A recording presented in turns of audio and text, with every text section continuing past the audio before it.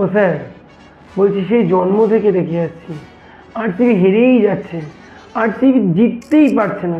আমি শুনেছি ওই ফিউজিটিভ বিজয় মালিয়া, তার জন্য নাকি আরসিবি এরকম অপয়া কপাল চলছে, সে নাকি অনেক টাকা মেরে দিয়ে চলে গেছে। স্যার বলছি এই টিমটাকে আমি কিনতে চাই, এই জন্য আমি কত টাকা সাবমিট করলে কিনতে পারবো স্যার, একটু বলবেন আমি কত টাকা সাবমিট করলে কিনতে পারবো? প্রথম কথা, তোকে আমি বহুবার বলেছি ঠিকঠাক শব্দের প্রয়োগ করা শেখ।